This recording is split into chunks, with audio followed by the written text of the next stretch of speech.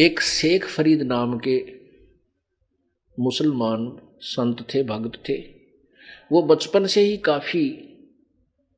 बचपन में काफी शरारती था और माताजी प्रतिदिन नमाज करने को कहती थी, वो नहीं करता था, मानता नहीं था। तो वो कहता था मुझे अल्लाह से क्या मिलेगा, मैं क्यों करूं नमाज। तो एक दिन माँ ने कहा बेटा अल्लाह तुझे खजूर देगा। अब शेख फरीद जी को खजूर बहुत प्रिय थे, उसके फेवरेट फ्रूट था वो। कहने लगा माँ सचमुच? हाँ देख ले, अल्लाह ने खजूर ने दिया तो मैं कभी नमाज नहीं करूँगा। माता ने कहा अवश्य देगा बेटा। वो ये नोचाव थी कि यो किसी तरह भगवान अल्लाह नमाज तो बालक से के करनी आवे, पर ये शरारत पीछा छोड़ दे, मैं अपना कोई काम कर लूँ, नरे उलाने लावे। तो उसने क्या किया कि एक चद्दर बिछाई और कहा बेटा जब तक मैं ना कहूँ ना आँख ना खोलिए। और ऐसे विधि बता दी, ऐसे लेट कर और मत्था टेक कर, और क्या क्या कहूँ माँ कि न्यू कहता रही अल्लाह मुझे खजूर दे, अल्लाह मुझे खजूर दे। वो न्यू करता रहा, अल्लाह मुझे। माँ अपने काम लाएगी। उसने क्या किया उसकी माँ ने कि थोड़े से खजूर लाकर उसमें 2-4 खजूर एक पत्ते में लपेट कर उसके जहां वो चद्दर बिछा रखी थी आसन, उसके नीचे रख दिए। और फिर उसने माँ ने कहा कि बेटा अब उठ ले, जो माँ का काम हो लिया कि अभी शरारत करेगा तो मैं इसने किताब पकड़ जाऊंगी, बैठा लूंगी। तो उठा, उसने देखा कहीं खजूर तो है नहीं और चल पड़ा। कहने लगा माँ तू तो बहुत झूठी है, आप कह रहे थे कि मुझे अल्लाह खजूर देगा, अल्लाह ने खजूर तो नहीं दिया। अभी आज के बाद कभी नहीं करूंगा मैं नमाज। माँ बोली बेटा अल्लाह ऐसे कोई सबके समक्ष थोड़ा ही देता है, वो तो गुप्त रूप से दिया करता। देख तेरा जिस कपड़े पर तू आज कर रहा था, देख उसको उठाकर। उसने उठाकर देखा एक पत्ते के बीच में और खूब 4-5 खजूर। वो खावर कूद कूद कर नो कहा माँ अब बता फिर कब करनी है तेरा वो नमाज। के वो खा लिया ना जो थोड़ी देर बाद से, कहते माँ अब नमाज कब करनी है बताइए मुझे। वो 5 टाइम करनी होती है। तो ऐसे वो क्या करती थी कि जब वो व्यस्त हो जाता था, आंखें बंद करके कहता अल्लाह मुझे खजूर दे, तो माँ चुपके से वो खजूर रखाती थी। एक दिन वो काम में लगी भूल गई खजूर रखना। तो वो उठा, उसने चद्दर उठाकर देखी, वहां खजूर रखे उसी प्रकार, और वो खाता हुआ खजूर आ रहा है। अब उसकी माँ ने याद आया कि आज मैं खजूर रखना भूल गई, और वो आ गया। और निकम्मा यू कभी नमाज नहीं करेगा, ए भगवान या के बनी आज मैं कैसे भूल गई। वो खजूर खाता हुआ आ रहा है। वो बोला, उसकी माँ कहने लगी बेटा ये खजूर कहाँ से लाया तुम? अरे माँ अल्लाह रोजी तो देता है। माँ ने सोचा यो कितना कोई गुड़ गाड़ लकोई ले गया, कहने कम्मा आप ले आया? नहीं माँ। कहते सच्ची बता तू कहाँ से ला? क्या देख यहीं तो रखा था, मैं कई बार गया हूँ अभी तो। अब उसकी माँ के पसीने आ गए। सचमुच ही तो परमात्मा ने बहुत ही सुंदर स्वादिष्ट खजूर भेज दिए। अब ये लक्षण है क्योंकि वो पिछले जन्म का संस्कारी हंस था और उसके लिए परमात्मा पूर्ण ब्रह्म साथ साथ फिरता है। कहते हैं जो जन हमारी शरण है ताका हूं मैं दासे, गेल गेल लाग्या फिरूं जब लग धरती आकाश। वही बालक शेख फरीद बड़ा होकर के घर त्याग दिया, क्योंकि जिनको भगवान की चाह है वो तड़फ जाते हैं जब तक उनको यथार्थ भगवान भक्ति मार्ग नहीं मिलता। तो उसने जाकर के एक सूफी गुरु यानी एक तपस्वी संत को गुरु बना लिया। अब उस तपस्वी ने जैसा ज्ञान था उसको कहा बेटा तप से प्रभु का दीदार होगा, अल्लाह के दर्शन होंगे, और घोर तप जो जितना अधिक कर सकते हो आप उन्हें विधि बता दी। ठीक है, वो करने लगे। अब क्या होता है कि आश्रम में जहां वो रहते थे वहां पर 5-7 और भी शिष्य थे उस गुरु के। उन्होंने क्या किया हुआ था कि प्रतिदिन एक दिन एक की ड्यूटी अपनी सेवा बांट रखी थी कि एक दिन एक ही व्यक्ति एक ही सेवक खाना भी बनाओगा गुरुजी का और वस्त्र भी धोएगा। और वो गुरुजी जो था शेख फरीद का गुरुजी जो था वो ओका पिया करता। और गुरु जी का हुक्का भी भरेगा। शेख फरीद के प्रति उस गुरुदेव का काफी रुझान था, उसको अत्यधिक यानी फेथफुल विश्वसनीय मानता था और अधिक उसको सेवा में रखता था। तो अन्य जो शिष्य थे वो ईर्षा करने लग गए कि गुरु जी शेख फरीद से ज्यादा लगाव रखते हैं और हमसे इतना प्रेम नहीं करते। ऐसा कोई तरीका ढूंढो जिससे ये गुरु जी की नजरों में गिर जावे। ये आग सारे लगी रही। जहां परमात्मा का रोल नहीं होता वहां ऐसे ऐसे हर डेरों में बीमारी घर कर जाती है। लेकिन जब तक प्रभु का पूर्ण परमात्मा का जहाँ वास होता है यानी जहाँ पंजा होता है तो वहाँ ऐसी जल्दी सी घटनाएं नहीं घटती। परमात्मा कोई ना कोई कारण बना के उनको सीधा कर लेता है। तो वहाँ क्या हुआ, एक दिन उस शेख फरीद के ड्यूटी आ गई, सेवा की दिन आ गया। तो शाम को उसने खाना बनाया शाम के समय, और खाना बना करके उसने खाना खिलाने के लिए जब गया उससे के बाद में हुक्का भरने के लिए अग्नि तैयार करनी होती है, वो तैयार कर गया। उन चेलों ने देखा कि इस युद्ध ऐसा करो कि ये जो हुक्का भरने के लिए अग्नि इसने तैयार की इस पर पानी डाल दो, ये बुझ जाएगी। और वो गुरुजी इतना क्रोधी था, खाना खाते ही 5 मिनट के अंदर यानी 10 मिनट के अंदर उसको हुक्का चाहिए। यदि 10 मिनट के अंदर हुक्का नहीं आया तो डंडा उठा करके उस सेवक के बिना गिनती के मार दिया करता, इतना पीट देता और उसको सेवा से वंचित कर देता था। तो उन्होंने सही तरीका ढूंढा कि आज ये हुक्का समय पर भर नहीं पाएगा और ये गुरु चेला की यारी टूटेगी। अब शेख फरीद खाना खुना खिलाकर तो निश्चिंत था कि 2 मिनट में भर कर दे दूंगा, अग्नि तैयार कर रखी है, चलम भर दूंगा। उसने गुरुजी को खाना खिलाया और फिर बर्तन रख के आया। फिर धीरे धीरे आकर के वो जो ही उस अग्नि के पास पहुंचा जहां उसने चलम रखी थी, देखा तो आग तो बुझ गई। उसमें थोड़ा सा चमास से यानी वर्षा के दिन थे, उसने सोचा गिल्ला लकड़ी थी बुझ गई होगी। वहां से आधा किलोमीटर की दूरी पर गांव था। अब उसने आव देखा ना ताव देखा, हाथ में चलम ले ली, तमाकू डाल लिया और स्पीड खींच दी। वहां देखा कि एक घर से धुआं उठ रहा था। उस घर में भाग कर घुस गया और कहा माई अग्नि दे दे, माई की बेटी अग्नि दे दे। अब वह माई जो है दुखी हो रही थी, फूक मारे धुआं आग बाढ़ वह बड़ा नहीं आथा में का पानी पड़े। तो वो कहने लगा, वह गुस्से में आकर बोली क्यों सिर पर चढ़ता हुआ है, आंख फूटे धुआं आग में, तू आंख फुड़वा ले, जब आग में लगी वही मिल रहा आग। उसने कहा माई कौन सी आग आंख फोड़े तो मिल जाएगी, हाँ आंख फोड़वा ले जब मिल रही। वह उसका नहीं देखा भी को नहीं अपना फूं फूं करने लग रही। तो उसने क्या किया, चिमटा देकर आंख में और वह आंख काट दी। उसको ये था कि यदि आज गुरुजी रुष्ट हो गए तेरी करी कराई कमाई जाओगी। उसने काट का आंख ने ले माई आंख ले ले, मना आगे दे दे। अब माई ने देखा उतरा गजब सचमुच आंख काट दी। वह डर गई। अब साधु भी पहुंचा हुआ बताओ है, वो वचन कह दे तो उसकी पार जाती है, और ये तो उसका शिष्य है। वह डर गई और ने बोली महाराज ले ले आगे। अब उस संत ने जो शेख फरीद ने ऐसे कपड़ा बांध लिया उस आंख के ऊपर, फूटी हुई जो शेष थी उसके ऊपर ने कपड़ा बांध लिया और फटाफट आग रख गए और फिर डांक ठोक दी। अब गुरुजी ने पहली आवाज लगाई थी, रे शेख फरीद भाई ओ काला बेटा। वह भी उसने सुन ली दूरी तक गुरुजी की। पहला अलार्म हो गया और दूसरे तीसरे बना पहुंचा तो डंडा हाथ में होता। फिर उस बाजा आंख निकाल रखी है, पीड़ा ऐसा है ऐसा नहीं है पीड़ा हो रही है, लेकिन चसक भी नहीं रहा वो संत भक्त और भाग लिया।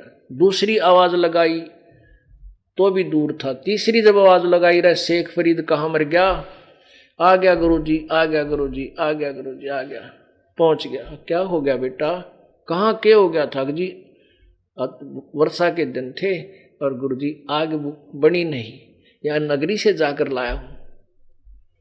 मैं कहा अच्छा बेटा तेरी आंख का क्या हो गया, बस जी आपकी दया है, बस कुछ नहीं हुआ जी, भागा जाऊं था थोड़ी सी ऐसे खरोंच सी आ गई, एक झाड़ी लगी और बांध के नो, और अच्छा बेटा को दवाई दुई कर ले।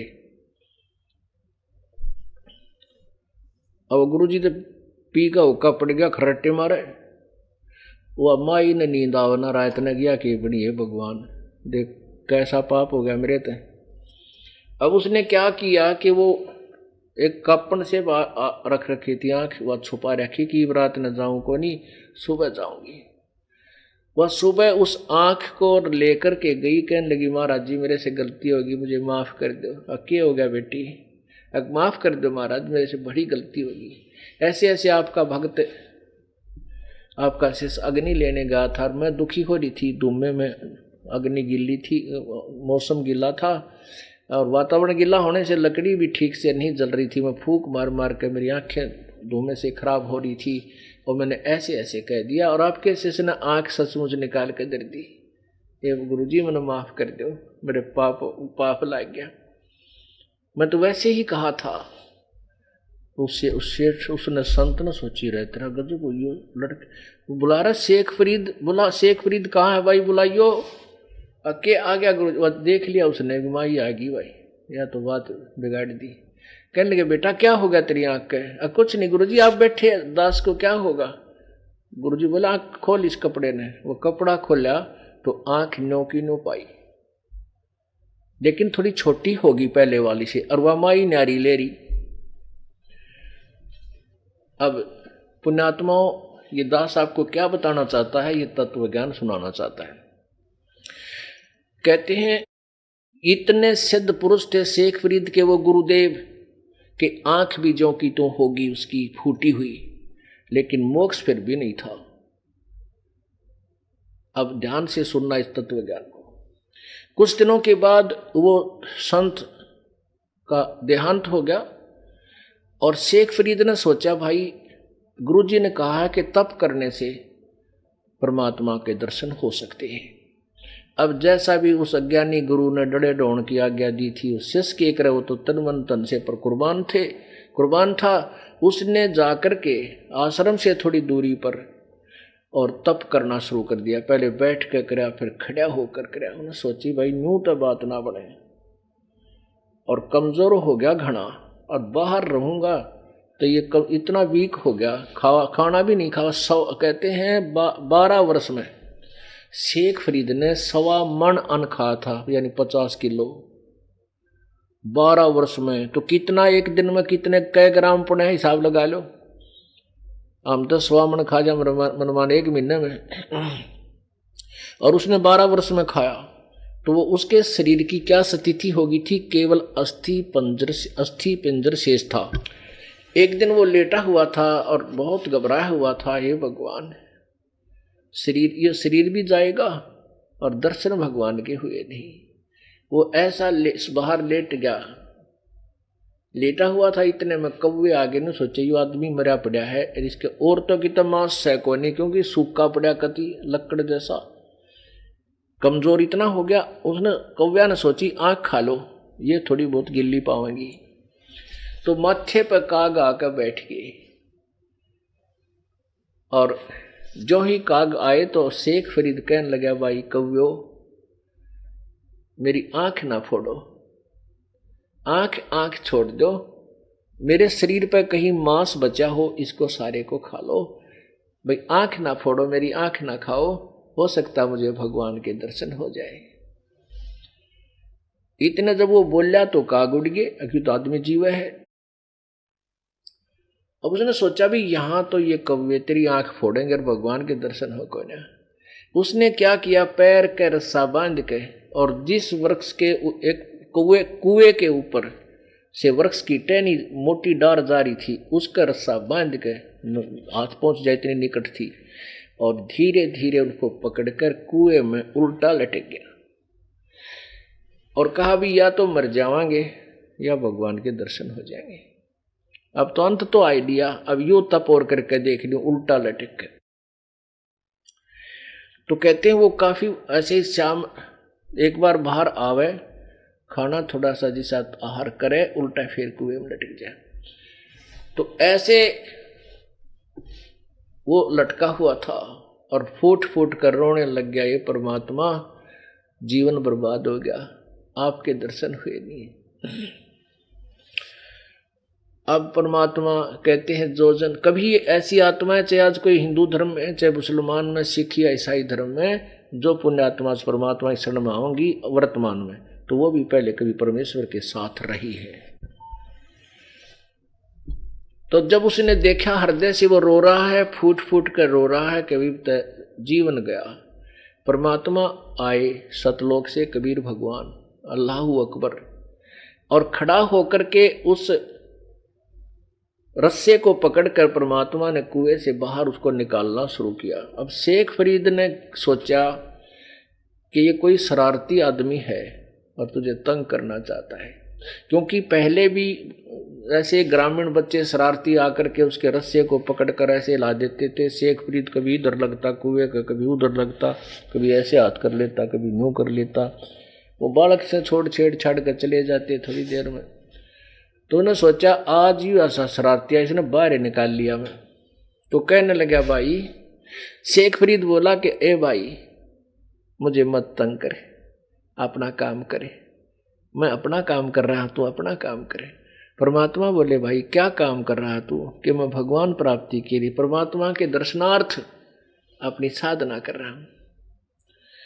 परमात्मा बोले मैं हूं वो अल्लाहू अकबर, मैं वो परमात्मा हूं जिसको तू देखना चाहता है, जिसके लिए तू तपस्या कर रहा है, मैं वो भगवान हूं। और शेख फरीद ने सोचा ये सचमुच बदमाश आदमी है, निकम्मा।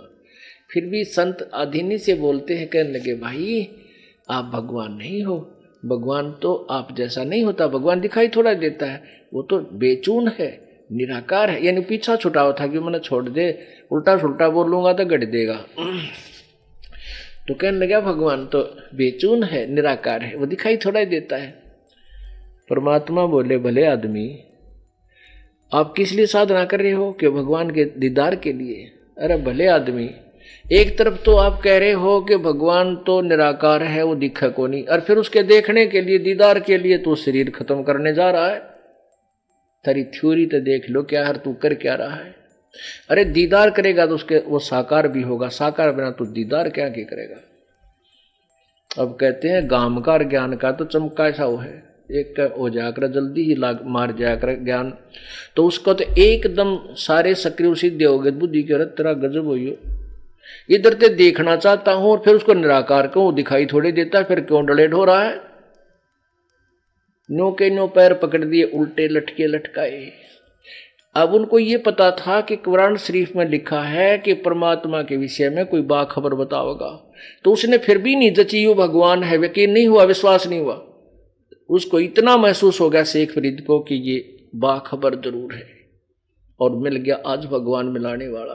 तब परमात्मा ने, क्योंकि तत्वदर्शी संत की भूमिका भी वही करता है, तो प्रभु ने कहा कि भाई मैं तुझे परमात्मा पाने की विधि बताऊंगा बेटा, मैं वो बाखबर हूं, नो सोच ले। तो तब उस शेख फरीद से कहा कि क्यों अपने शरीर का नाश करे, शरीर गेला तूने के दुश्मनी है जो खाना भी छोड़ दिया, इसको खत्म कर रहा। भोजन खा पर ज्यादा मत खा, इतना खाओ कि शरीर हल्का फुल्का रहे, और ज्यादा भी नहीं खाना चाहिए।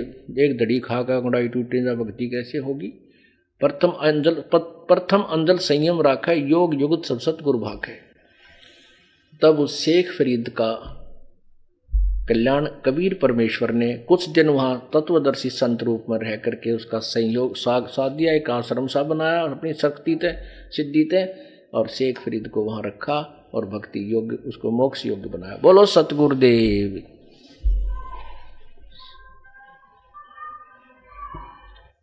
कर जोरों विनती करूं, धरूं चरण पर शीश, गुरु जी राम देवानंद महाराज जी ने दियो नाम बख्शीश। कोटि कोटि सिजदा करूं, कोटि कोटि प्रणाम, चरण कमल में राखियो मैं बांधी जाम गुलाम।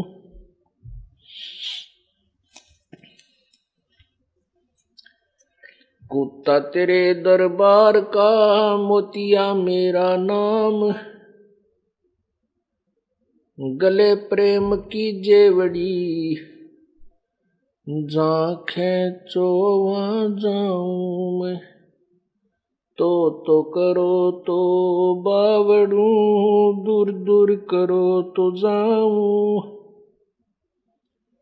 जो राखो तो ही रहूं, जो देवो सो खाऊं।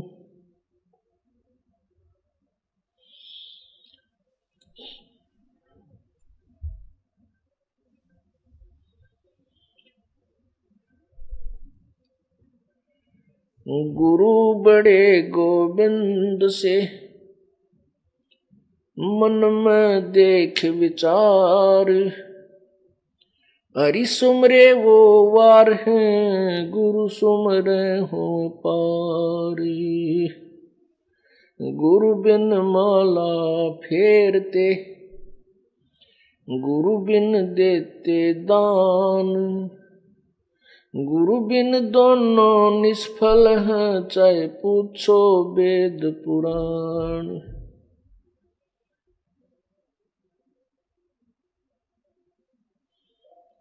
राम कृष्ण से कौन बड़ो, उन्हों भी गुरु कीन, तीन लोक के वे धनी, गुरु आगे आधीन। जय इब के सतगुरु मिले, सब दुख आँखों रोए, चरणों ऊपर शीश धरूं, कहूं जो कहनी होए। कबीर गुरु जी मिलेंगे, पूछेंगे कुशलात, आद्य अंत की सब कहूं, अपने दिल की बात।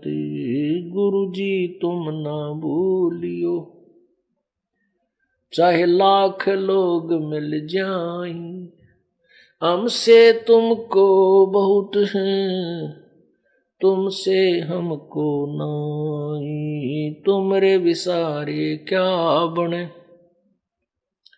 किसकी शरण में जाऊं, शिव ब्रंच मुनि नारदो,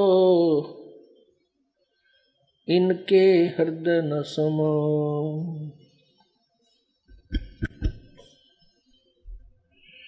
अब गुण किए तो बहुत किए, करत न मनी हार, बावे बंदा बख्श दियो, बावे गर्दन उतार। अब गुण मेरे बाप जी, बख्शो गरीब नवाज, जो मैं पूत कपूत हूँ, बहुर पिता को लाज। मैं अपराधी जन्म का, नक्सक भरे विकार, तुम दाता दुख भंजना, मेरी करो संभार।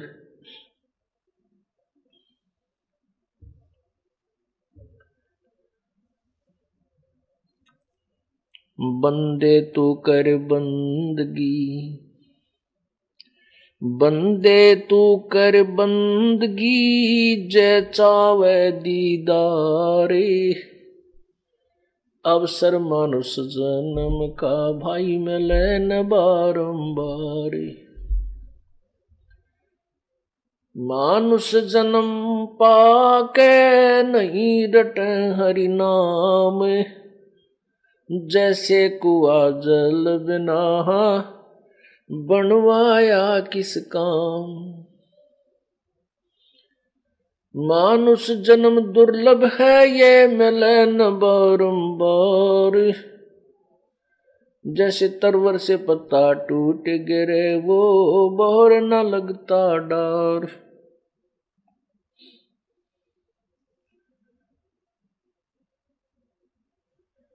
पृथ्वीपति चकवे गए, जिनके चक्र चलंत, रावण सरीखे कौन गिण, भाई ऐसे गए अनंत।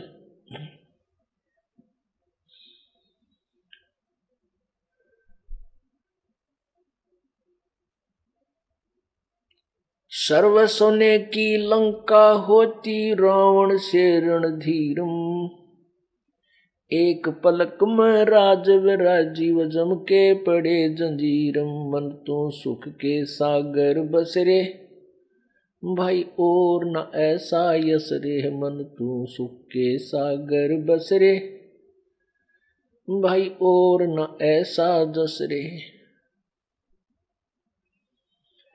उदय अस्त बीच चक्र चले थे, ऐसी जन ठकुराई, उदय अस्त बीच चक्र चले थे, ऐसी जन ठकुराई, चुनक ऋषि स्वर कल्प करी, तब खोज न पाया राई, मन तू सुख के सागर बसरे, भाई और न ऐसा जस रे, मन तू सुख के सागर बसरे, भाई और न ऐसा जस रे। 60,000 सगड़ के होते, कपिल मुनि सुवर खाए, 60,000 सगड़ के होते, कपिल मुनि सुवर खाए, एक सपुत्र उतान पात, कव परमात्म पद पाए, मन तू सुख के सागर बसरे, भाई और न ऐसा यस रे, मन तू सुख के सागर बसरे, भाई और न ऐसा यस रे।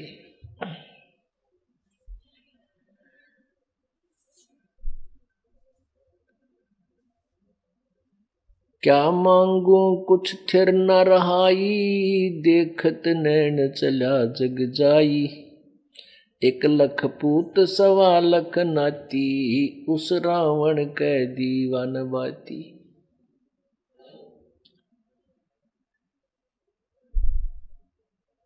परम पिता परमात्मा सारी सृष्टि के रचनहार, सर्व संकट निवारण, मंगल करण कबीर परमेश्वर,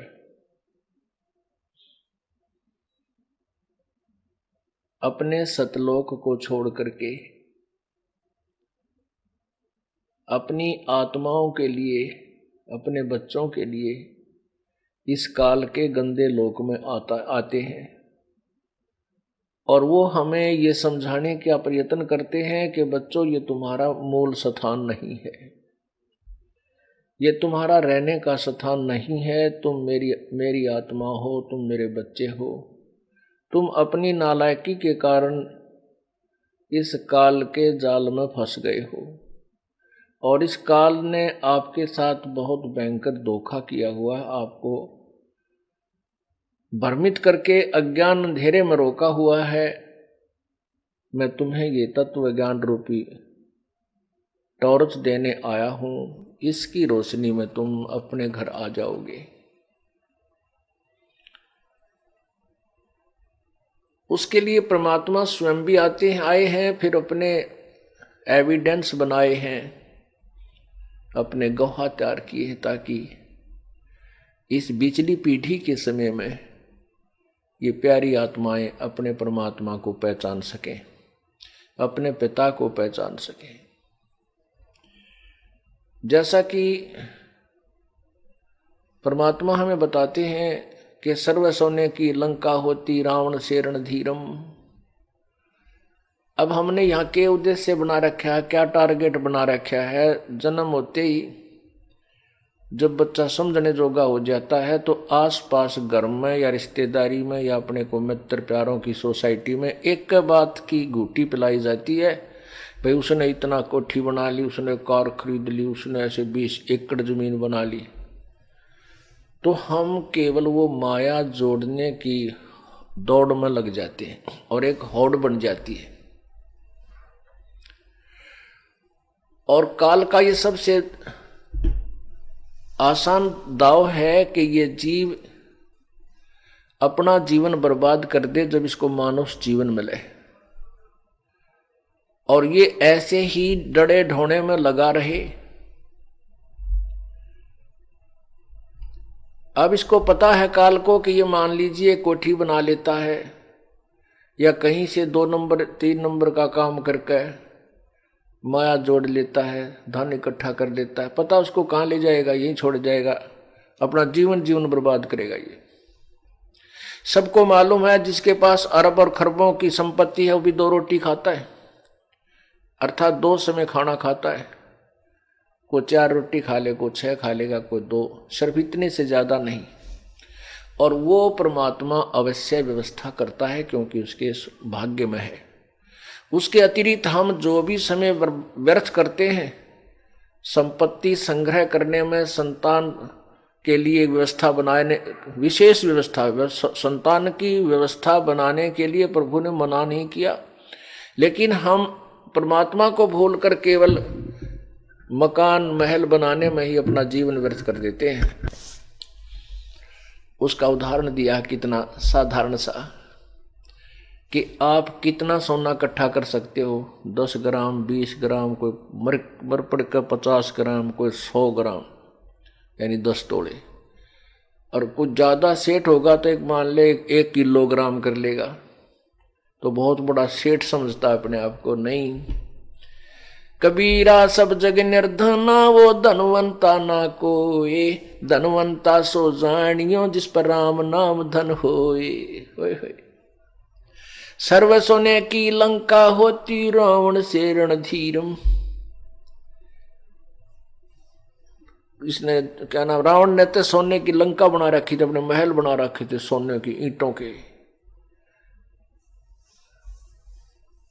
और कहते एक पलक में राज विराजी, मृत्यु होगी युद्ध में और राज रहित हो गया, राज विराजी।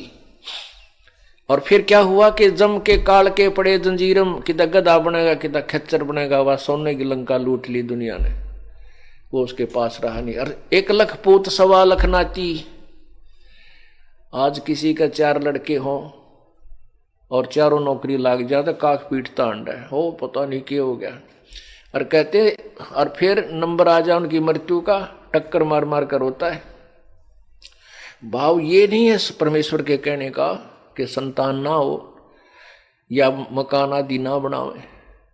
इन सबको समझा करके परमात्मा यही बताना चाहते हैं कि राम नाम ने मत छोड़ भाई, परमात्मा की भक्ति मत भूले, बाकी तो जो अपने व्यवस्था निर्वाह के लिए जो तूने करना है वो करता रहे। उसके लिए उदाहरण देते हैं, जिसके संतान नहीं है वो कहे भगवान एक संतान हो जाए, बस दूसरी चीज नहीं मांगता। मुक्ति नवी बाढ़ में जाओ, उसके लिए उसने एक संतान, पुत्र चाहिए, पुत्री है वो भी नहीं, पुत्र मिल जाए।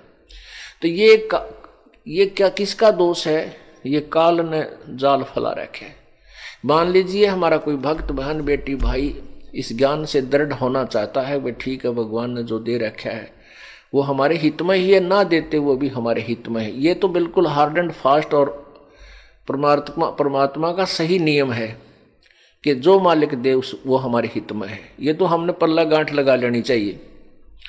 फिर भी जैसे हमारे भक्त तो मान जाते हैं, लेकिन पड़ोसी अड़ोसी घर में बुढ़िया सासू ससुरा वो ज्ञान से अपरिचित है, वो कुछ न कुछ इंजेक्शन लाते रहते हैं उस बच्चे के। एक जातक तो चाहिए था, बता तेरा वंश के ऊपर चलेगा। अब वो बेचारे फिर परेशान हो जाते हैं। फिर नाम ने परमात्मा चाहते हैं कि मैं इसको मुक्त करूं, इसका पीछा छुटवा दूं, इसलिए डिले कर देते हैं कि इसको संतान ना दूं, इसका फांसी गल जाएगी। लेकिन नहीं रुका जाता, फिर कि तो झाड़े लुआन चले जाए, कि तो छोरे होने की दवाई लेने चले जाएंगे। वो परमात्मा का नाम तो कट जाता और वहां मिलना कुछ को नहीं। ऐसे ब्रान माटी और करवा लेते हैं। तो ये ज्ञान इसलिए दिया जाता है कि आप इस ज्ञान के आधार पर संघर्ष करके अपना पीछा छुटवा सकते हो। इसलिए परमात्मा ये बताना चाहते हो, मान लीजिए तेरा एक संतान हो भी जाएगी तो तेरा वंश चल जाएगा ना, तो उस कृष्ण का वंश की तरह ढूंढा पा रहा, ना उन रामचंद्र का वंश की इच्छा, ना उन पांडुआ का वंश की तरह ढूंढ लो पा जाता तुमने। और रावण का वंश बता दो जिसके 1 लाख पुत्र थे, 1.25 लाख रिश्तेदार, 101 बलि थे। कहते हैं उस रावण का आज दीवान बाती, उसका वंश तो दूर रहा, उसके उन महलों में को दीपक लगाने वाला भी नहीं रहा। इसलिए परमात्मा इस सारे ज्ञान को समझाकर हमें क्या बताना चाहते हैं कि मन तू सुख के सागर बसरे भाई और न ऐसा यसरे।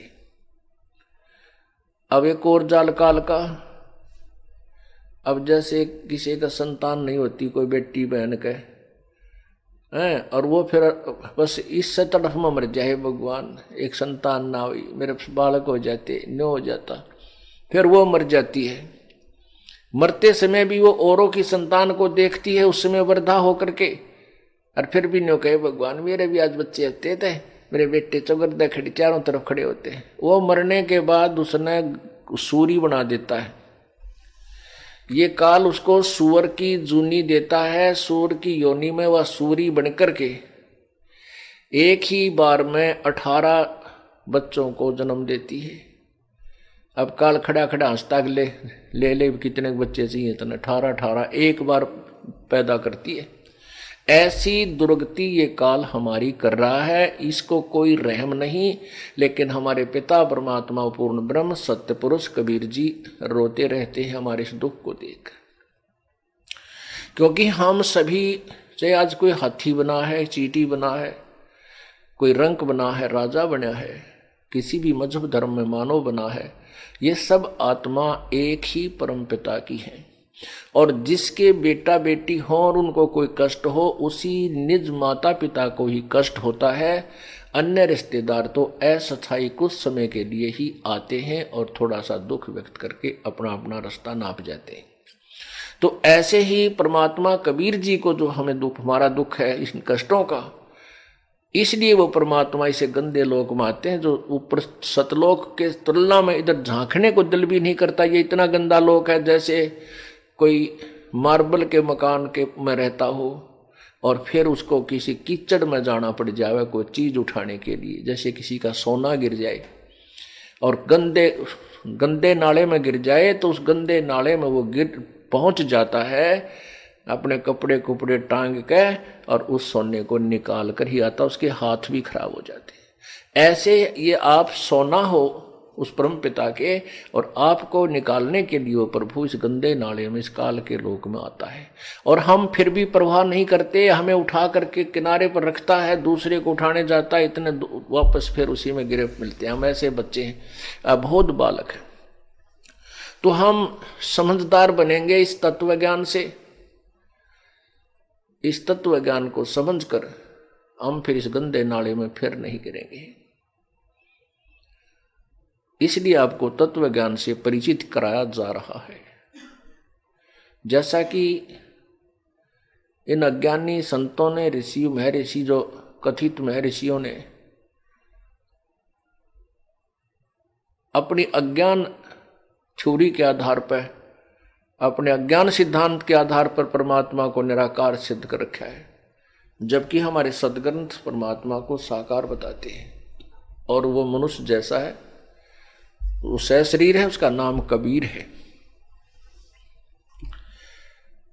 कल आपको प्रमाणित करके दिखाया था कि पवित्र कुरान शरीफ, पवित्र बाइबल ने, दोनों पवित्र सदग्रंथों ने रल मिल के सिद्ध कर दिया कि मनुष्य परमात्मा मानव सदृश है, वो सशरीर है, मनुष्य जैसा है, और उसका नाम कबीर है। और उसी परमात्मा ने पूर्व सर्व सृष्टि 6 दिन में रची और 7वें दिन विश्राम किया। और इन्हीं पवित्र धर्मों के, मुसलमान धर्म के और ईसाई धर्म के व्यक्ति परमात्मा को निराकार कहते हैं।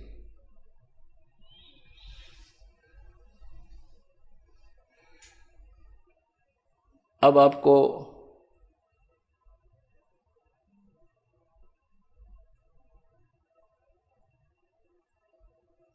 और उदाहरण देते हैं जो कि परमात्मा साकार है।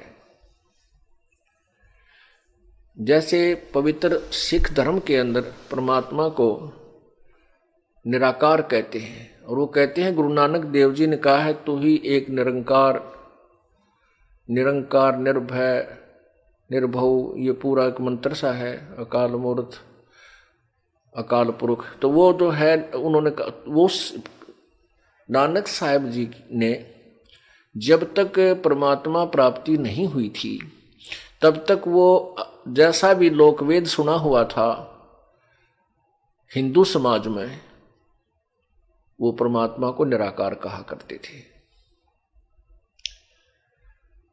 और जब उनको परमात्मा प्राप्ति हुई तब उन्होंने परमात्मा को निराकार नहीं कहा। तब उन्होंने क्या कहा, फाई सूरत मुल्क की वेश, ए ठगवाड़ा ठगी देश, खराब सियाणा भोता बार, ये धानक रूप रहा करता। परमात्मा कबीर जी को सत्यलोक में देखा, फिर वही मूर्त वही सूरत बनारस के अंदर एक धानक का काम करते हुए, जुल्हे का काम करते हुए देखा। तब आंखों में आंसू भर कर उस प्यारी आत्मा नानक साहब ने कहा था कि धानक रूप रहा करतार, लोगों ये धानक रूप रहा करतार, ये बैठा, ये परमात्मा है। फिर उन्हें उसको निराकार नहीं कहा, सतपुरुष अकाल मूर्त कहा, वाहे गुरु कबीर जी के विषय में ही कहा।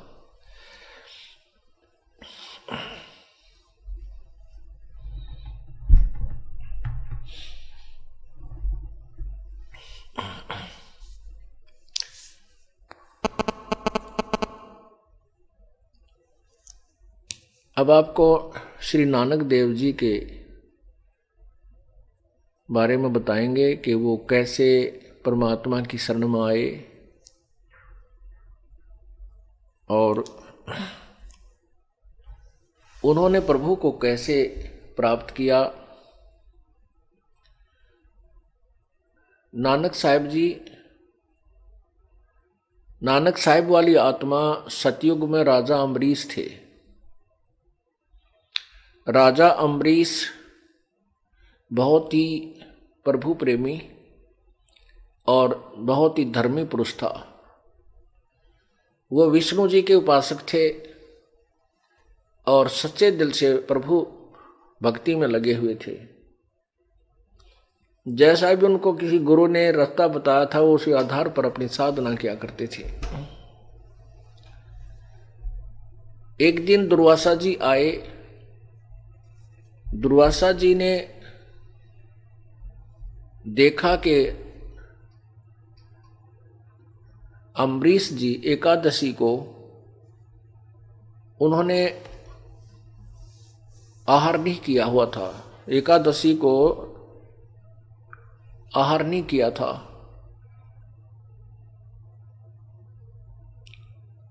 उसको अम्बरीश जी को किसी ने ऐसे ही गुरुदेव ने बता रखा था कि एकादशी का व्रत करो,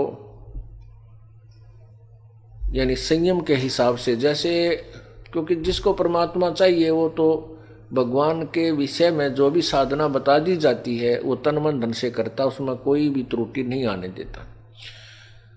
अब उनके गुरुदेव ने, अम्बरीश जी के गुरुदेव ने बता रखा था कि बेटा परमात्मा के बिना इस जीव का कहीं ठिकाना नहीं है। राजपाट ये जीवन कुछ समय का होता है, यदि आप भक्ति नहीं करोगे, राज के सुख को ही भोगते रहोगे, अपना जीवन व्यर्थ कर जाओगे। इस बात से वो दृढ़ विश्वास हो गया था कि भगवान की भक्ति के बिना जीव का कहीं ठिकाना नहीं है। इस उद्देश्य से गुरुदेव ने बताया था कि आहार कम करें और भक्ति तभी ज्यादा अच्छी होगी। ज्यादा खाने से तो फिर आलस बन जाता है, और बिल्कुल ना खाएगा तो भी शरीर को हानि हो जाएगी। तो अम्बरीश जी ने ऐसा तरीका बनाया जैसे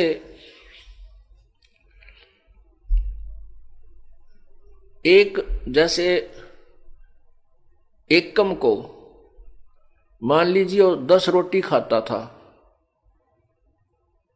तो अगले 10 रोटी खाता था तो अगले दिन द्वितीया को वो 1 कम कर देता था। ऐसे करते करते एकादशी को वो कुछ नहीं खाता था, केवल जल लेता था। ऐसे वो उसी दिन, वो एकादशी का दिन था और दुर्वासा जी आ गए। दुर्वासा जी ने से उन्होंने कहा कि आओ ऋषिवर भोजन पालो। दुर्वासा ऋषि कहने लगा पहले मैं स्नान करके आता हूं गंगा में, दरिया में, उसके बाद मैं आहार करूंगा। अब उसने क्या किया हुआ था कि जैसे उस दिन द्वादशी व एकादशी शाम को आफ्टरनून दोपहर के बाद 1 बजे समाप्त हो रही थी, तो उस दिन उसका जो उसने समापन करना था, उस दिन का आहार करना था दुर्वासा ने ना अम्बरीश जी ने। तो उसने उधर दुर्वासा जी लेट हो गए, नान नून में पूरा किता अपना भजन भोजन करने लगे। इतने उसने सोचा कि 1 से ऊपर समय होने वाला है और कल से एकम शुरू हो जाएगी, इसलिए अब वो जो आज का जो आहार में कर लेता, उस दिन केवल जलपान किया उसने। और भूख लाग रही थी कसूती 1 के बाद, फिर उसने रोटी खा ली। 1 बजे के बाद भोजन पा लिया अपना जो खाना था। तो दुर्वासा जी आए, दुर्वासा जी से कहा कि परमात्मा साधु संत जी भोजन पाओ। दुर्वासा कहने लगे आओ आप भी भोजन पाओ। अब अम्बरीश कहने लगा जी मैंने तो भोजन कर लिया। अब वो कहने लगा कि तूने मेरा अपमान कर दिया, संत से पहले एक गृहस्थी ने भोजन कैसे खा लिया। ये ऐसी बकवाद करते हैं ये नादान संत ऋषि मैं ऋषि, गृहस्थी को तो हेय समझते हैं और अपने आप को ये बड़े महान समझते हैं, क्योंकि अज्ञान की गिठड़ी बांध रखी इन्होंने। अरे भक्ति जो करता है, चाहे वो गृहस्थी है, चाहे कोई घर त्याग रहा है, वैरागी सन्यासी है, यदि साधना ठीक है, उसके नियम ठीक है, दोनों ही परमात्मा प्राप्ति कर सकते हैं, अन्यथा किसी को भी लाभ नहीं।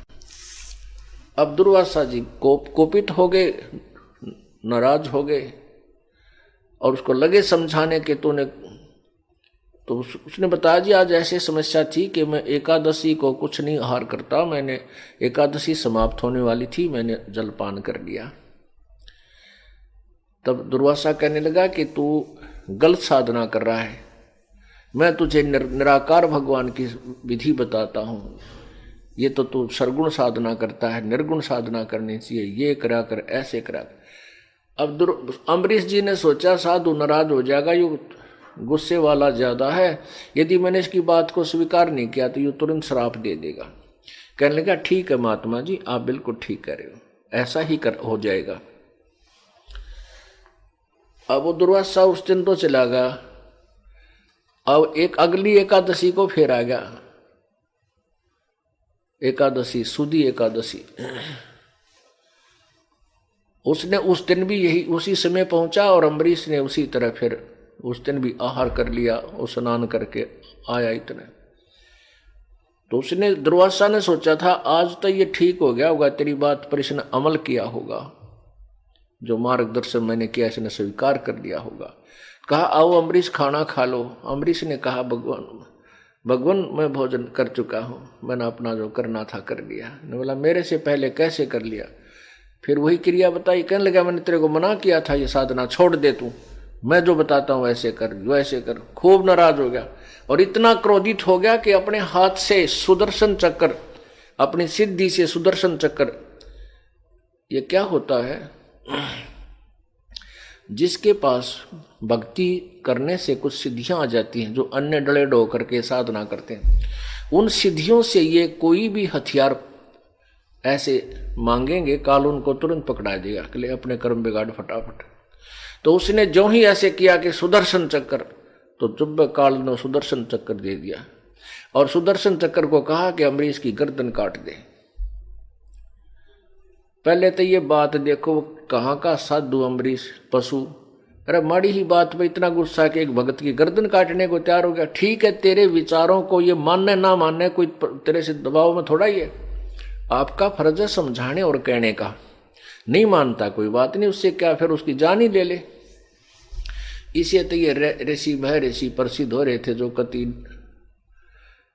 किसी खाते के भी ना थे और हम इनको बड़े महर्षि बड़े इनकी आदर से नाम लिया करते थे, इनकी कथा सुना करते थे। अब इनकी कथा आपके सामने दास सुना रहा है, ये किसे ऋषि थे और क्या इनको प्राप्ति हुई। अब क्या हुआ,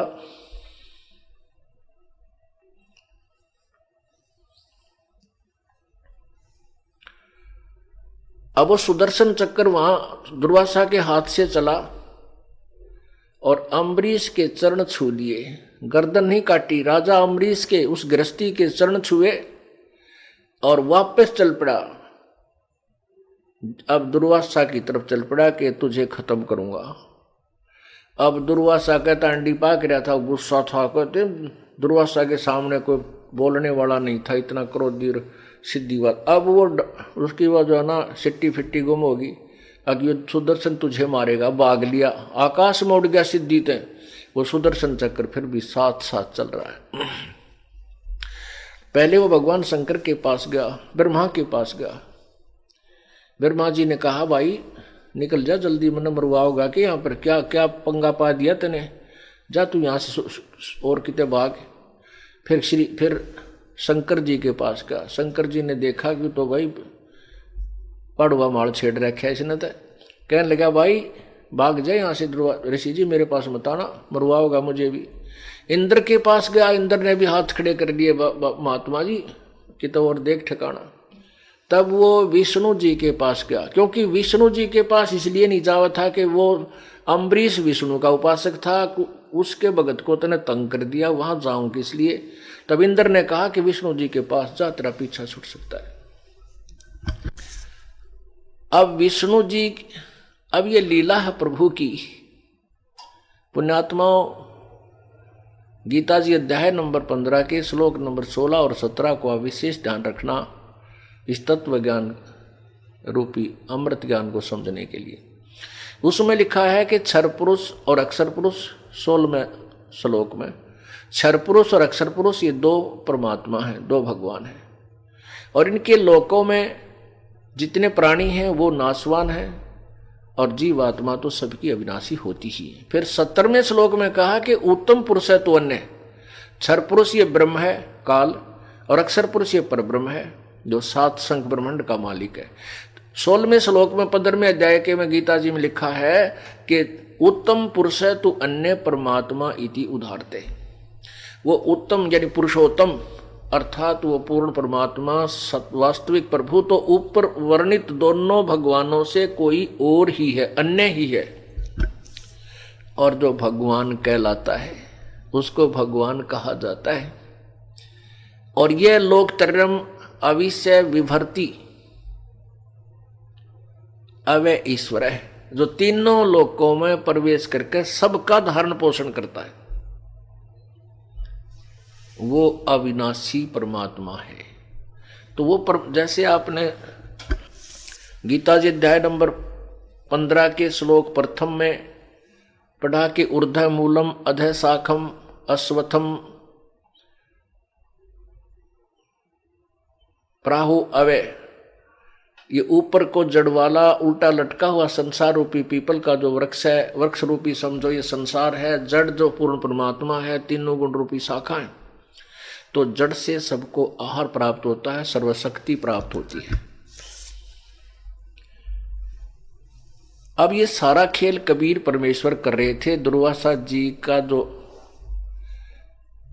अभिमान था, वो कहते हैं ना शेर ने सवा शेर भाई टक्कर जाया करे, तो दुर्वासा अपने इक्विवेलेंट किसी ने नहीं मान रहा था। और फिर गृहस्थी को तो ये जो अनजान ऋषि मैं ऋषि तो थोड़े से सन्यासी बन जा, घर छोड़ दे, लाल कपड़े पर दाढ़ी वो डाली, और किधर छोटी मोटी कोई जंतर मंत्र की पुड़िया इनका हाथ लाग जा, कोई सिद्धि मिल जावे, फिर तो ये धरती तोल देते हैं। तो अम्बरीश की भक्ति के सामने वो सिद्ध पुरुष अब दौड़ा जा रहा है। आगे परमात्मा ने उसके साथ क्या किया। वैसे विष्णु जी जो श्री कृष्ण जो थे, श्री कृष्ण कहो विष्णु कहो एक ही है। तो दुर्वासा जी के शिष्य हुए थे श्री कृष्ण जी बाद में, जब श्री कृष्ण रूप में आए थे विष्णु। तो वहां क्या किया कि विष्णु जी का दरबार लगा हुआ, 88,000 ऋषि वहां पर विद्यमान, 33 करोड़ देवता वहां पर बैठे। और दुर्वासा जी को जब सबसे ज्यादा तोप मानते थे वो और दुर्वासा जी का आया पसीना देखा, दौड़ा आ रहा है आकाश से, और वहां दरबार के सामने नीचे उतरा और फिर भाग गया, और बीचों बीच डांक ठोक रहा है, वो पीछे देखकर फिर आगे भाग रहा है। तब सभी ये देख कर उसकी दुर्दशा, वो 88,000 ऋषि बहुत खिलखिला कर हंसे।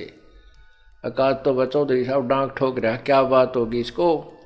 उन्होंने देखा पीछे मिराट बलतान लग रहा पूरा, उत्तरा गजब, ये तो सुदर्शन चक्र पूरा उग्र रूप धारण किए, इसको मारने के लिए चला आ रहा है।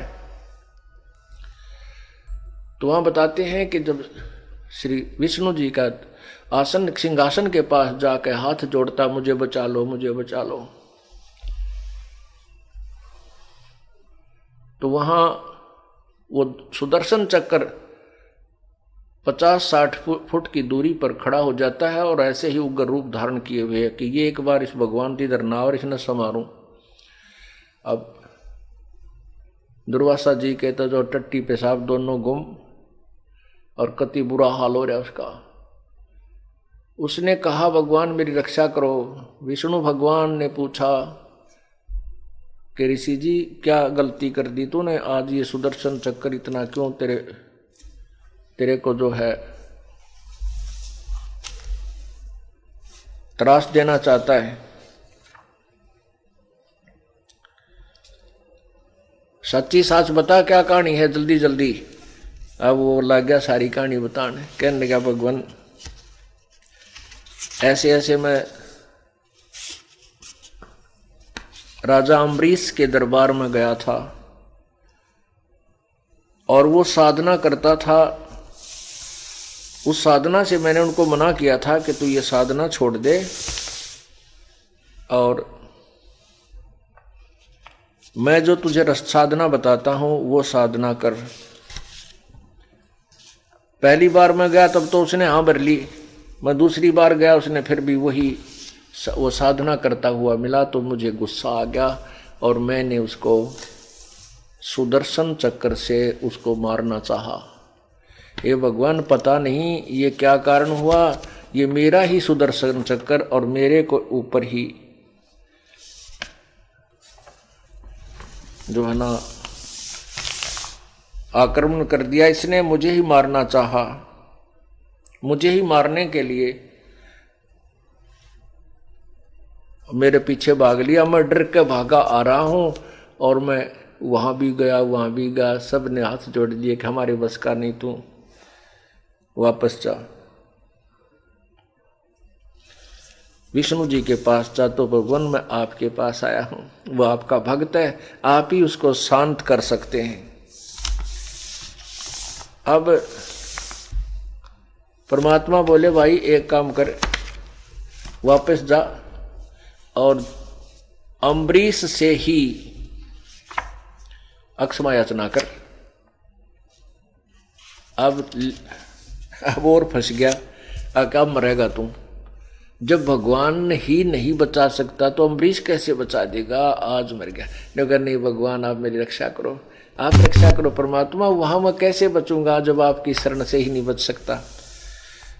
भगवान बोले भाई वहीं पीछा छूटेगा, अगर वो तुझे खुश होकर आशीर्वाद देगा तेरी जान बचेगी, ना तो बच्चा नहीं बचे।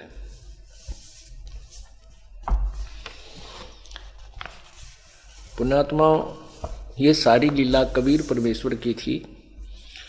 परमेश्वर कबीर जी ने विष्णु रूप धारण किया और अपने ही वो लोक से, जैसे काशी में भंडारा किया था, वहाँ 9 लाख बैलों के ऊपर सामान रखकर आगे थे और 9 ही लाख वहाँ पर उनके साथ बैलों के साथ जो है अन्य बंजारे भी साथ थे।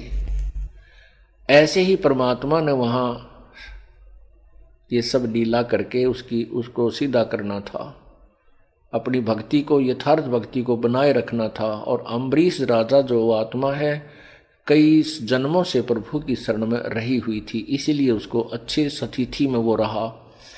अब ये सारा ज्ञान तत्व ज्ञान से अभी आपको सुलझा, क्योंकि अभी तक हमारी आत्मा, हमारा जो मन की सुई अज्ञानता के कारण विष्णु जी को सुप्रीम पावर मानकर उस पर टिकी हुई थी।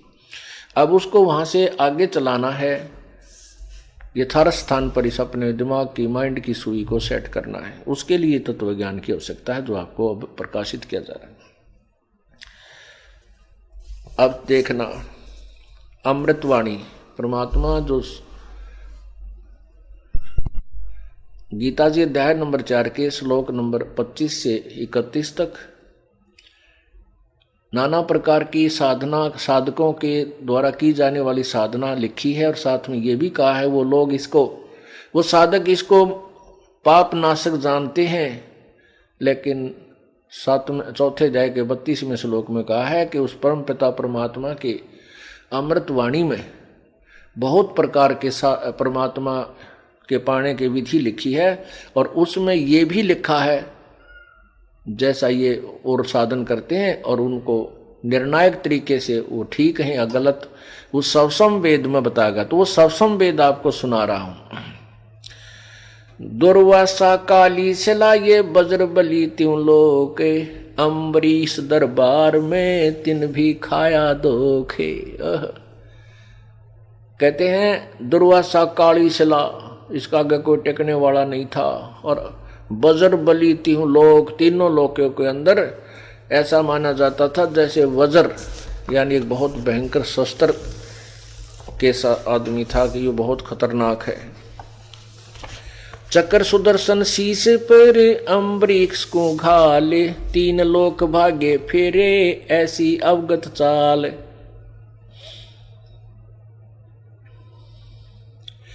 चक्र सुदर्शन शीश पर अम्बरीश को घाल, राजा अम्बरीश के सिर को काटने के लिए दुर्वासा ने वो अम्बरीश सुदर्शन चक्र भेज दिया। तीन लोक भागे फेरे ऐसी अवगत चाल, कल्प किसी ना कीजिए जो चाहे सो होए, दुर्वासा को छोपन को कहीं न पाई खोए। स्वर्ग मृत्यु पाताल में चक्र सुदर्शन डीक, दुर्वासा के चक्र से जरे नहीं अम्बरीश। चक्र अपुटा फिर गया चरण कमल को छू, चक्र अपुटा फिर गया चरण कमल को छू। भक्त विशंबर नाथ की देखी दूबर दू, कोट बज्र को फूक दे वो चक्र सुदर्शन चूर। भगत वत्सल भगवान से है रहा पेड़ 10 दूर। दुर्वासा के दैन को रती न जग में भेंट, 56 कोट यादों गए देख हेठ दर हेठ।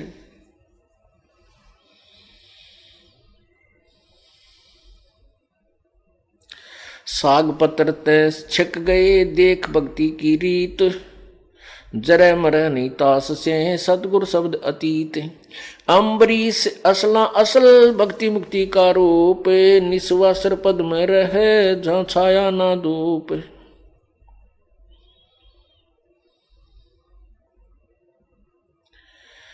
राजा के योगी गए, राजा के योगी गए दुर्वासा ऋषि देव। चक्र चलाया घोर कर नहीं ली रसी सेव, दुर्वासा के शीश को चला चक्र अचाने। त्रिलोकी में तास गम कहीं न देऊं जान, श्वेतलोक विष्णुपुरी श्वेतलोक विष्णुपुरी ही दुर्वासा चल जाए। तहां विशंबर नाथ को किन्नी देख सहाय। कृष्ण गुरु कसनी हुई और बचेगा कौन, तीन लोक भागे फेरे वो भर में 14 भौन। भक्ति दरो ना कीजिए भक्ति दरो मम दोष, शिव ब्रह्मा नारद मुनि जिन्हें जराऊं ठोक। भक्ति दरो रावण किया हरणा को शरणक्ष, नारायण नरसिंह भये मम भगता है साचे। मम भगता मम रूप है, मम भगता मम प्राणे। पंडव सताए कौरवां दुर्योधन छयो मान। मम भगता मम प्राण है, मम भगता मम देह। हिरणाकुश के उदर को पाड़त नहीं संदेह। मम भगता मम प्रिय है, नहीं दुनी से काम। राजा प्रजा रीति सब ये नहीं जाने राम। मम द्रोही से ना बचूं, मम भगता मम के कारण रचे सकल भंडार। वाल्मीकि ब्रह्मलोक में शंख कला उद्गार। मम द्रोही से ना बचूं, छल बल हनु प्राण। बामन हो बलि कह गए, रहा दो का मान। मम द्रोही मम साल है, मेरे जन का दूत। कोट जगन का कोट युगन काटूं, तीसे करूं जंगल का भूत। मम द्रोही मम साल है, मारो रज रज बीन। भवन सकल और लोक सब करो प्राण क्षीण। अर्धमुखी गर्भवास में हरदम बारंबार। जूनी 85 तास को जब लग श्रेष्ठ संगार। गर्भ जूनी में त्रास दो, जब लग धरणी आकाश।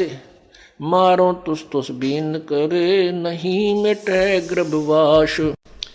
प्राण निकंदू तास के 86 सृष्टि संयोग। संत 57 कल्प जुग तासर दीर्घ रोग। ओए होए पुण्यात्माओं, एक कथा से ना जाने कितना निर्णय आपको मिलेगा।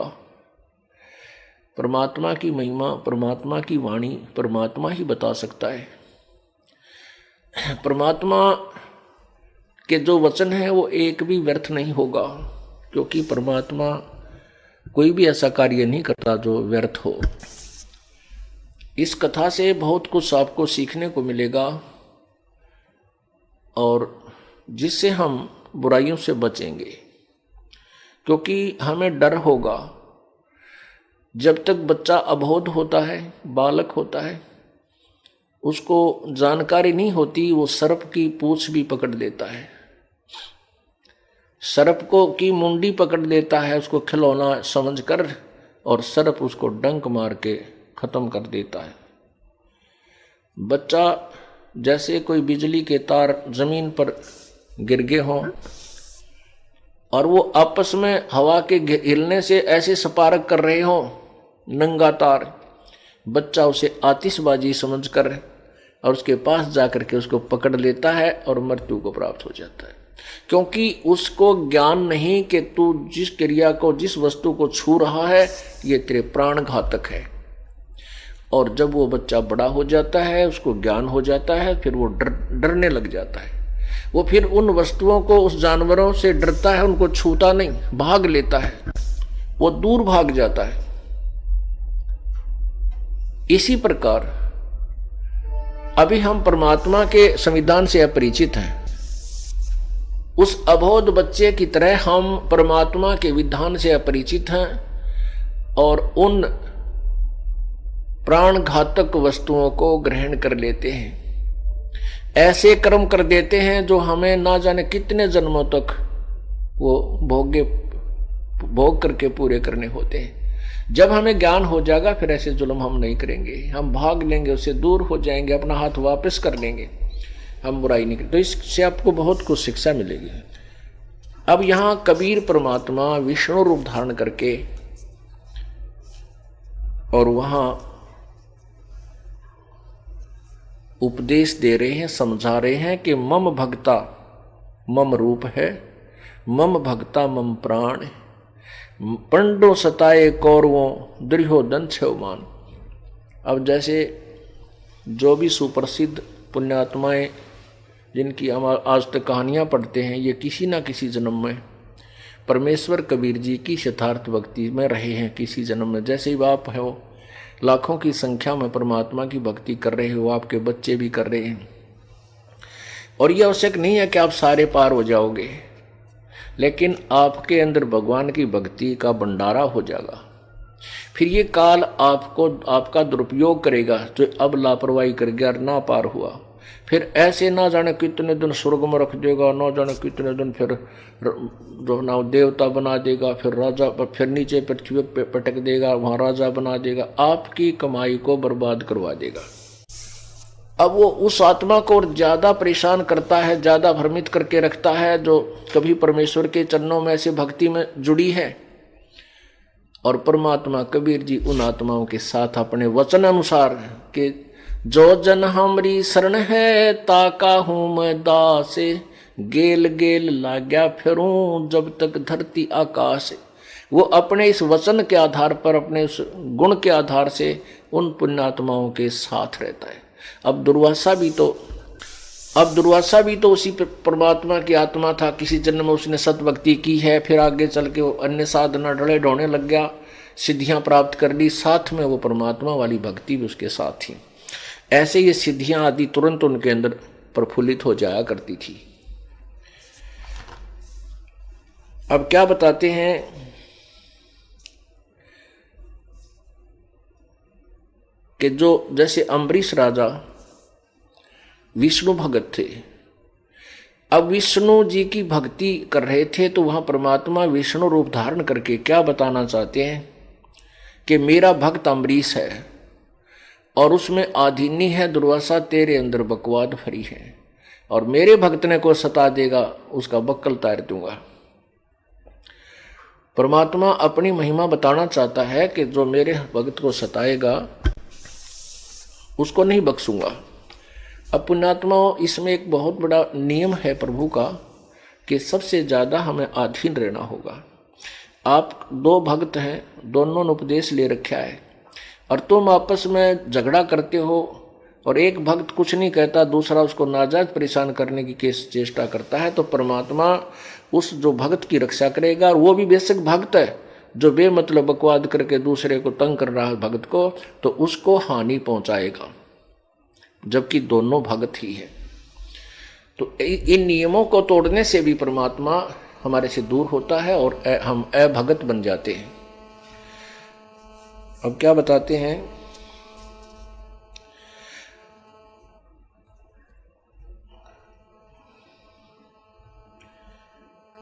प्राण निकंदु तास के 86 सृष्टि संयोग, संत 57 कल्प युग, ताशर दीर्घ रोगे। कहते संत को दुखी करता है, जो संत को सताता है, उसके ऊपर कई कल्प युगों तक हो कल्प युग। ताशर दीर्घ रोग, एक कल्प कितना होता है? जो ब्रह्मा जी का एक वर्ष ना एक दिन, ब्रह्मा जी का एक दिन एक कल्प होता है, 1008 चतुर्युग। कहते जो संत को सताता है, जो मेरे भक्तों को तंग करता है, उनको 1008 युग तक, अर्थात एक कल्प तक उसके ऊपर इतने भार हो जाए कि एक कल्प तक भी दुखों को भोगता रहेगा। ओए होए होए। अब क्या बताते हैं, ब्रह्मा विष्णु ब्रह्मा सब सुनो, और सनकादिक 4 शेष 88 जनेब में, या मत मूड गंवार। ये 88,000 ऋषि भी ये भी कहते मूड और गंवार हैं, ये तोड़ के तोड़ फरन लग रहे, इनको ज्ञान नहीं है।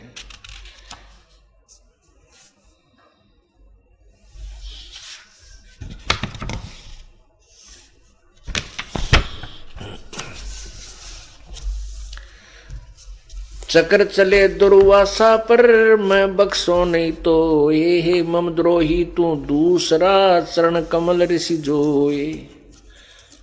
अब परमात्मा कहने लगे कि तूने मेरे भक्त को तंग किया है और तू मेरा द्रोही हो गया। अब जाकर के ऋषि जी के, हे ऋषि जी, जाकर के उस दुर्वासा के चरणों में शीश झुका दे, वो तुझे क्षमा करेगा। अब क्या कहता दुर्वासा, बोल लेता हाँ सुनो भक्ति के ईस, स्वर्ग रसातर लोक सब तो पूर्ण जगदीश। तुमरे दर छूटू नहीं। अब दुर्वासा रोए है, रोने लगा, कहता है तुमरे दर छूटे नहीं, ये चक्र सुदर्शन चोटे, कहाँ खंदाओ ईस जी, मैं बचूं कौन की ओटे।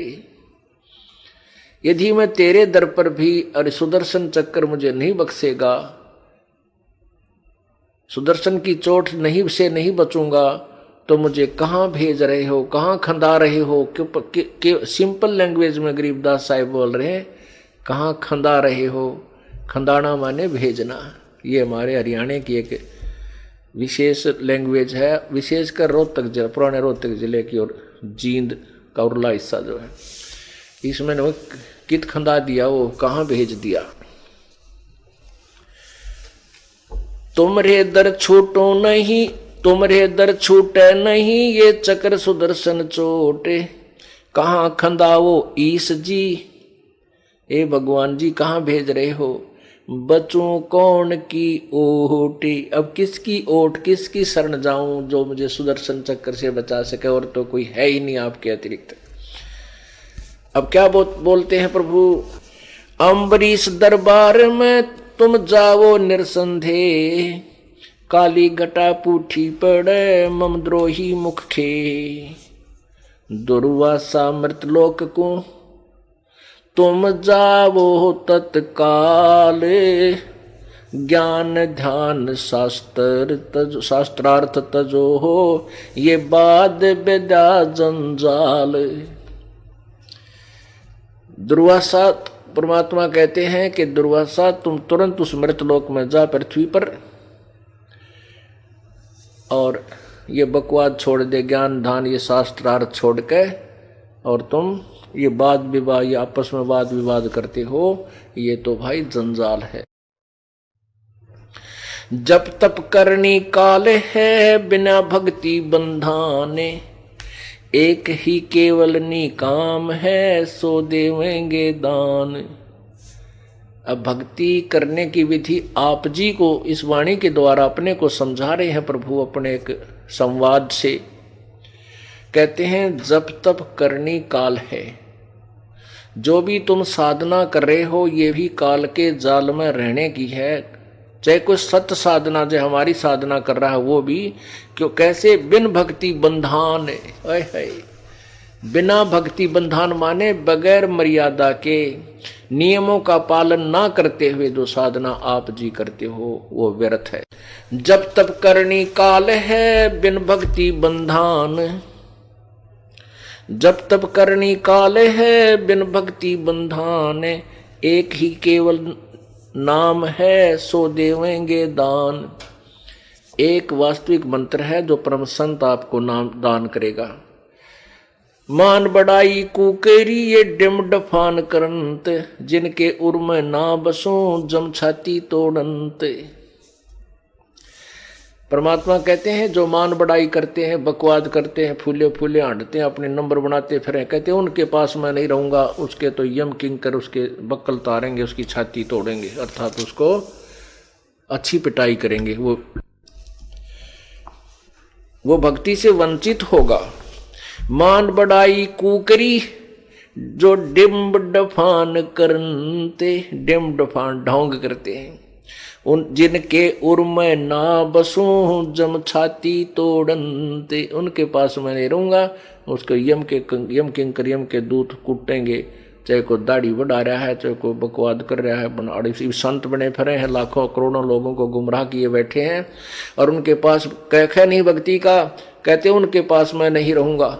ठीक है, उनके पिछले पुण्य इतने चलेंगे तब तक वो जो के तो उनकी सारी क्रियाएं ठीक चलती रहेंगी। जब वो बैटरी डिस्चार्ज होगी, जब वह बैटरी डिस्चार्ज होगी एक कदम सारी सुविधाएं समाप्त हो जाएंगी, क्योंकि इन्वर्टर की वह बैटरी चार्ज पर नहीं लगी हुई। उनको यथार्थ भक्ति प्राप्त नहीं है। वो पहले जन्मों की भक्ति से अभी तक वो साधु संत बड़े अच्छे महात्मा नजर आ रहे हैं, और जब वो पुण्य खत्म हो जाएंगे उनके देखना दुर्गति दिखाऊंगा इसी जन्म में। मान बड़ाई कुकेरी डिम डफान करनते, जिनके उर में ना बसूं जम थाती तोड़ंत। बंजारे के बैल जो फिरे देश परदेश, जिनके संग न साथ हूं जगत दिखावे बेखे। पहले बंजारे होते थे, वो अपने ट्रांसपोर्टेशन करते थे। पहले बैलों के द्वारा, गाड़ियों के द्वारा ही ट्रांसपोर्टेशन होती थी, और वो बिजनेस करते थे, व्यापार किया करते थे। कहीं से कोई सामान ले आए, बैलों के बोरों के ऊपर डाल कर दूसरी जगह बेचते थे। तो यह कहते हैं कि ऐसे वो बंजारे के बैल कभी इधर से इधर भाग रहे हैं, कभी इधर जा रहे हैं। ऐसे वो बंजारे के बैल जो फिरे देश विदेश, जो ये नकली संत इधर के उधर भागते फिरते हैं, कित लालच लोभ में अपने स्वार्थवश ना जाने कित कित घूमे, और दुनिया में अपना बना के वेशभूषा साधु संतानी नकलियाँ, जो आजकल जो समाज को पसंद है कि ये साधु है, जो दाढ़ी बढ़ा ली, ऊपर जो ना लटा रखा ली, बड़ी बड़ी लाल कपड़े पहन लिए, पंचर माला गाल ली, माथे में तिलक लगा लिया, या कति मूंड मुंडा के घोटम घोट होकर लाल कपड़े पहन कर लो, कति शीशा सा चमके सिर का है, और तिलक लगा ले, कोई टिक्का बिंदी ला ले, लाल कपड़े पहन ले, या कति नंगे पैरा घूमे। तो कहते इस तरह की बकवाद करके ढोंग करके तुम इधर उधर भागते फिरते हैं, उनके संग ना साथ हो, वो जगत दिखावे बेहेक, वो दुनिया को रिझाते फिर रहे हैं, उनके पास वस्तु नहीं है। आजिज मेरे आश्रय में आजिज के पास, गैल गैल लाग्या फिरूं जब लग धरती आकाश। दुर्वासा अम्बरीक के गए ज्ञान गुंडारे, चरण कमल शिक्षा लई तुम ईश्वर प्राण उधारे। अब कहते हैं दुर्वासा फिर भगवान के कहने से चल पड़ा। भगवान बोला चुप करके जा, और वो तुझे माफ करेगा अम्बरीश, तो तेरी अक्षमा होगा, अन्यथा नहीं, तेरी जान बख्शी जाएगी। अब कहते हैं दुर्वासा अम्बरीक के गए ज्ञान गुण डारे, चरण कमल शिक्षा लई तुम ईश्वर प्राण उधार। दुर्वासा जी अपने वो जो ज्ञान बकवाद बताओ था, ऐसे कर ऐसे कर, कहते वो पटक दिया ठाका, जान बचानी मुश्किल होगी। अपने ज्ञान को और अपने समर्थता को, उस गुण को, मेरे अंदर सिद्धि साधी है ये दिखाना चाहता, वो भी पटक दी, और जाकर चरणों के अंदर लेट गया, मत्था टेक दिया राजा अम्बरीश के चरणों में। किसने?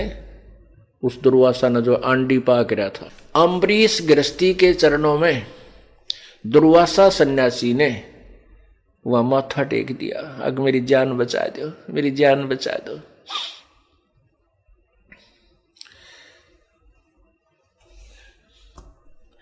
बख्शो प्राण दया करो, अम्बरीश से कहते हैं दुर्वासा जी, बख्शो प्राण दया करो, पीठ लगाओ हाथ, और मेरे में ठंड होवे शीतल की जगात।